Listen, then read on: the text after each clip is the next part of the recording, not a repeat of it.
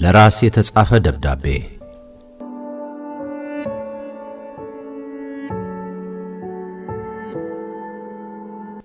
ልጄ ስብሐት ሆይ፣ በኢትዮጵያ ምድር መንግስት በምርጫ ካርድ የተቀየረለት ተስካሬን ሞቅ አድርገህ ደግስልኝ። ውድ ልጄ ስብሐት፣ ይህንን መልእክት ስጽፍልህ ገና ምንም የምታውቀው ነገር የለም። እኔ ዛሬ ላይ ባልታደልም አንተ ግን የነገ ተስፋዬ ነህ። እኔ አባትህ ሞገስ ዘውዱ ተሾመ እባላለሁ። ዛሬ የ36 ዓመት ጎልማሳ ነኝ። ይህንን ኑዛዜ የምተውልህ ልብህን ልሰብረው ወይንም ተስፋ እንድትቆርጥ ሳይሆን እኔ የኖርኩበትና አንተም ልትወርሰው የምትችለውን የአንድ ትውልድ ትግልና ህልም እንድትረዳው ስለምፈልግ ነው። የኔ የፖለቲካ ትግልና ጉዞ ጀመረው በታሪካዊው ምርጫ 97 ወቅት ነበር። ያኔ ገና የ16 ዓመት የሁለተኛ ደረጃ ተማሪ ነበርኩ።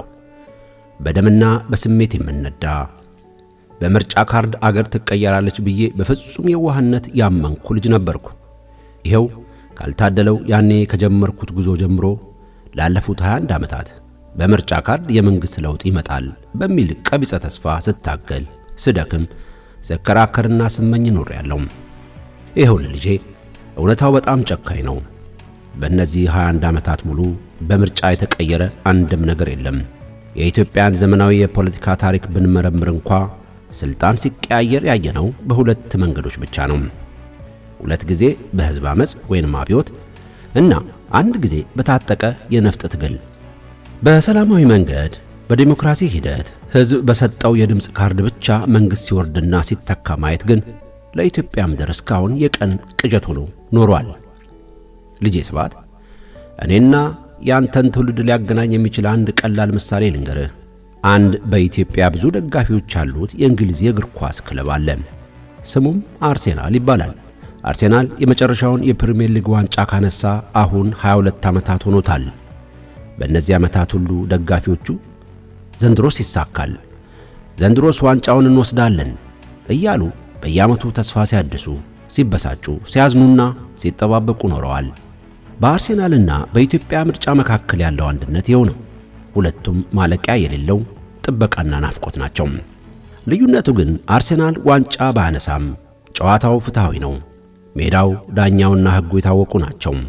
ጥረታቸው ካነሰ እንደሚሸነፉ ያውቃሉ።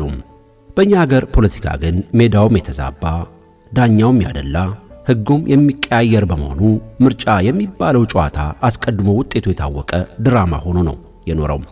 ይኸው ዘንድሮም 7ኛ ዙር ምርጫ እየተባለ ድግስ ላይ ነን። የዘንድሮው ለየት የሚያደርገው ሂደቱም ውጤቱም ቀድሞ መታወቁ ነው።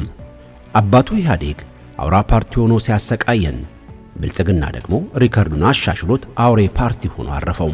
ይኸው ከ22 ዓመታት ትዕግስትና ልፋት በኋላ አርሰናል ጾሙን ፈቶ ዘንድሮ ሻምፒዮን ሆኗል። ክለቡ በሀብትና ዝና ሲከብር፣ ደጋፊው ደግሞ በተቀናቃኞች ዘንድ ተከብሯል። አሁን አርሰናል የውድቀት ምሳሌ ሳይሆን የትንሣኤ ተምሳሌት ሆኗል። ለሚቀጥለው 2 አስርት ዓመታትም ቢሆን ምናልባትም በእኔ የሕይወት ዘመን ይህ በምርጫ ካርድ መንግሥት የመቀየር ስልጣኔ በኢትዮጵያ ምድር የሚሳካ አይመስለኝም። ምናልባት እኔ በሕይወት ኖሬ የዲሞክራሲ ትንሣኤ በኢትዮጵያ ላላይ እችላለሁ። ውስጤ ደጋግሞ ይህንን ይነግረኛል። ስለዚህ ውድ ልጄ ስብሐት፣ ይህችን የአባትን የመጨረሻ ኑዛዜ በልብ ጽላት ላይ ቅረጻት።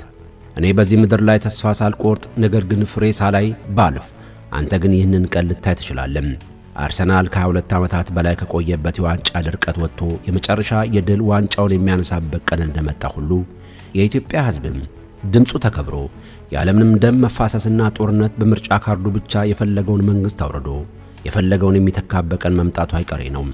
ያን ቀን እኔ በሕይወት ባልኖር እንኳ መንፈሴ ግን ካንተ ጋር ይሆናል። ስለዚህ ዋናውና የመጨረሻው ኑዛዜ ይሄ ነው። እኔ በሌለውበት በኢትዮጵያ ምድር መንግሥት በምርጫ ካርድ የተቀየረለት ያንን ታላቅ ታሪካዊ ቀን ስታይ ወደ መቃብር የመታ አብስረኝ። ከዚያም የአባትህን ተስካር ሞቅ አድርገህ ደግስልኝ። ያ ድግስ የሐዘን ሳይሆን የድል ድግስ ነው። ያኔ ጠላ ጠምቀ፣ ፍሪዳ ጥለ፣ ዘመድ አዝማድን ሰብስበ አባቴ በሕይወቴው ተመኛት፣ ሊያያት የናፈቃት ነገር ግን ሳይሳካለት ያለፈው የዲሞክራሲ ቀን ዛሬ መጣች ብለ እንድትጨፍርና እንድትደሰትልኝ እፈልጋለሁ። እኔ በሕይወት እያለሁ ትንሣኤው ከተከበረ ደግሞ ዕለቱ ያንተ ሰርግ ይሆናል። ከሁለቱ አንዱ መሆኑ አይቀሬ ነው፣ የተፈጥሮ ሕግ ነውና ይህንን አደራህን ጠብቅ። እኔ አባት ለአንተና ለአገር ያለኝ ፍቅር ዘላለማዊ ነው። ሞገስ ዘውዱ ተሾመ ግንቦት 19 ቀን 2018 ዓ.ም ቬና ኦስትሪያ